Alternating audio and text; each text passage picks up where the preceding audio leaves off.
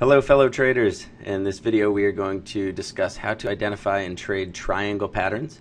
In this case we're discussing a symmetrical triangle, and we often find these as part of a pennant formation coming after a nice bullish or bearish trend. So we're looking at a 4-hour chart, 240-minute chart of euro dollar, and we've come out of a nice long month and a half long bullish trend, fallen into a few weeks of consolidation as you see here, and so we've got a series of lower highs and higher lows. And again, this isn't perfect, but it generally isn't unless it's in a textbook. So what we're seeing here is the aftermath. We've already seen a breakout, but I thought this was a good opportunity to show you just how we trade this. First and foremost, once we're in this triangle pattern, you really want to see this breakout occur not much later than, say, 60 or 70% of the way through. So if you have Fibonacci time available on your charting software, basically what we would do is just go out to the end of this triangle, and so we can measure the distance. You can really eyeball it too and sort of see where this is the 62%. So we broke out in time, which was good. We had 3 tests of this bearish trend line, if you will, that makes up the upper boundary.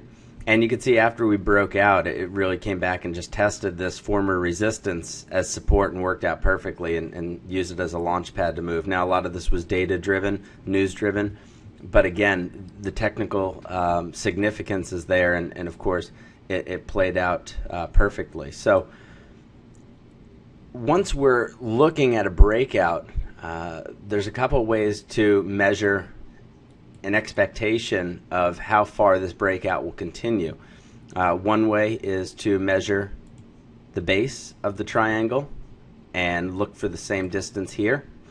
Another thing we could do is identify a previous move with a correction like we did here and use Fibonacci extensions. And we can use the 100 and the 161.8%, so you see 43.06 there. So those are just a couple of different ways to identify your potential targets on the breakout.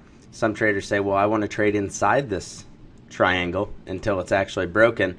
And the final thing I'll show you is a strategy that we sometimes employ called the stop and reverse. So let's say that we did want to trade against the overall expected breakout, because more often than not we're going to expect this to break out higher with the prevailing trend, which is bullish.